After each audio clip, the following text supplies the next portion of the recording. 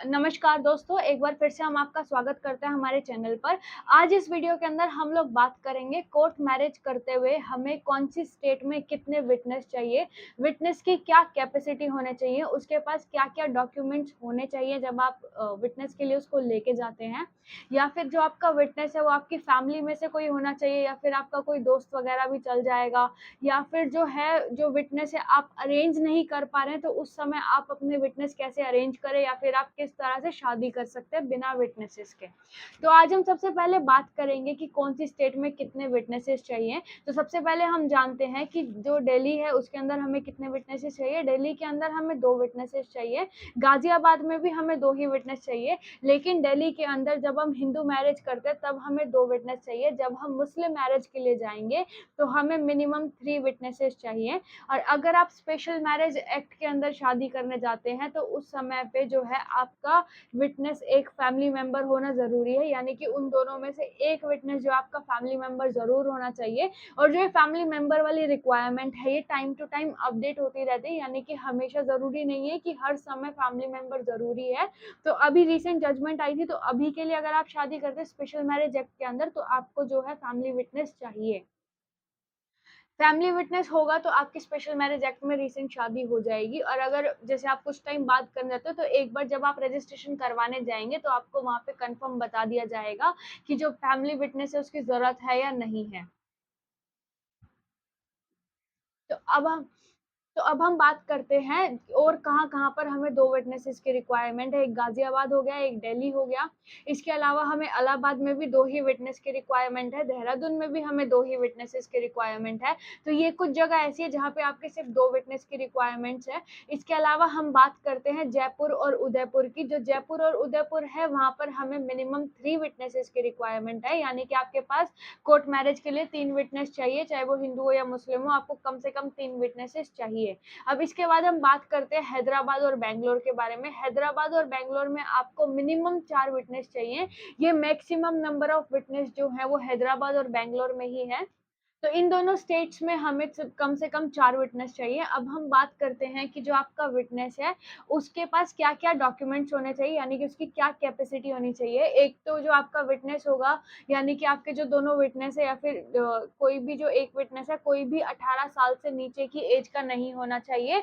दोनों विटनेस या फिर जितने भी विटनेस की रिक्वायरमेंट है, आपके स्टेट के हिसाब से आपके पास उतने विटनेस होने चाहिए जिनकी 18 साल से ऊपर उम्र हो और वो समझ सके कि वो किस चीज़ में विटनेस बन रहे हैं और उनको उन चीज़ों से कोई दिक्कत नहीं, यानी कि ज़ोर-ज़बरदस्ती से नहीं, अपनी मर्ज़ी से आया हो, फ्री कंसेंट होना चाहिए, साउंड माइंड होना चाहिए, यानी कि दिमागी रूप से कोई भी दिक्कत ना हो आपके विटनेस को, और 18 साल से ऊपर।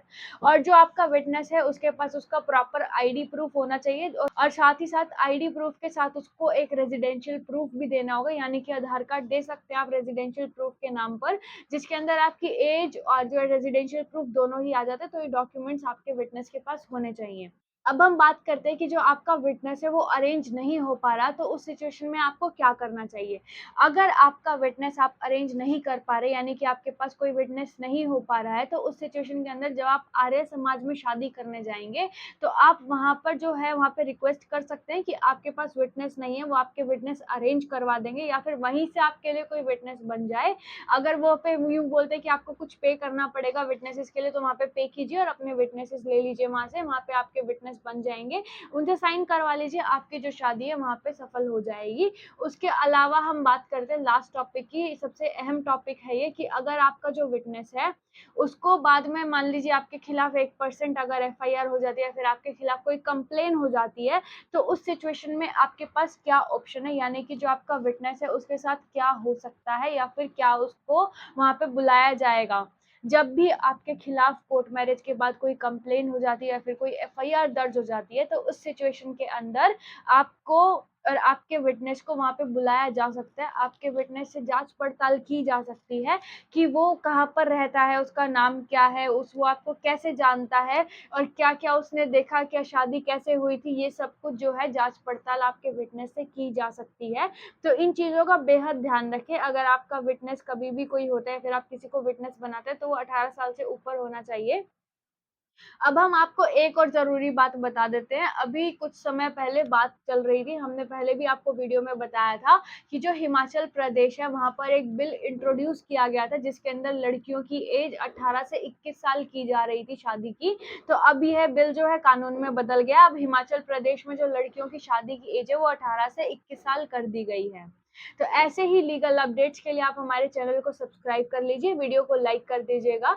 आज की वीडियो में सिर्फ इतना ही। अगर फिर भी आपको कोर्ट मैरिज से रिलेटेड कोई डाउट है या फिर आप किसी पर्टिकुलर स्टेट के बारे में जानना चाहते हैं, तो आप हमें कमेंट करके पूछ सकते हैं, हम आपकी हेल्प ज़रूर करेंगे। Thank you so much.